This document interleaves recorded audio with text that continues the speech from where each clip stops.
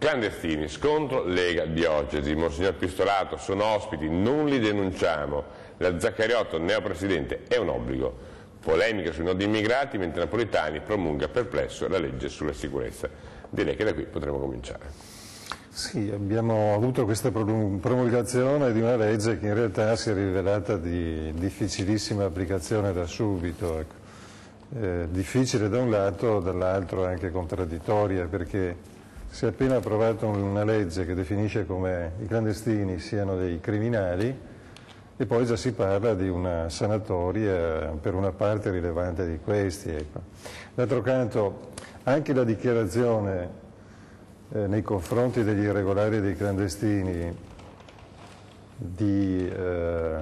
appiccicandogli l'epiteto di criminali in realtà poi si traduce in una multa che non si sa quanti di loro poi pagheranno, quindi sembra più un editto che in realtà crea più problemi alle famiglie italiane, parliamoci chiaro. Ecco. C'è la questione delle badanti che dovrà essere affrontata e risolta, ma non c'è solo questa. Ecco.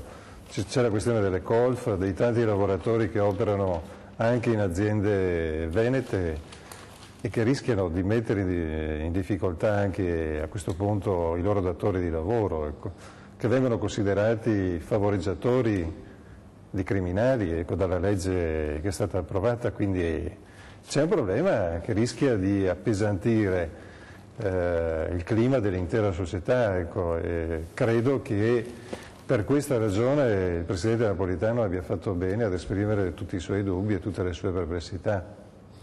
Perplessità, dice, sono preoccupato dalla vicenda, per esempio, ronde.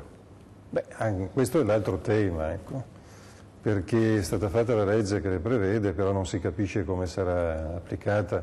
La legge non può essere appaltata, e la sicurezza non può essere appaltata a gruppi di persone private che intervengono in questa materia. La sicurezza è sempre stato un tema su cui deve esserci l'intervento pubblico, ecco,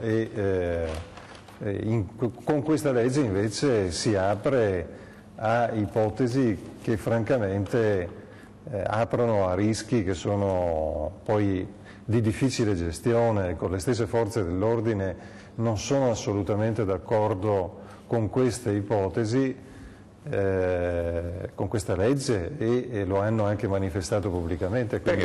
Perché dire che una cosa di cui sono francamente convinto, se la coperta è corta, perché insomma, che la coperta sia corta è noto e non si può neanche pensare di continuare a aggravare il deficit dello Stato e non si può d'altra parte continuare a chiedere più tasse agli italiani perché già fanno fatica.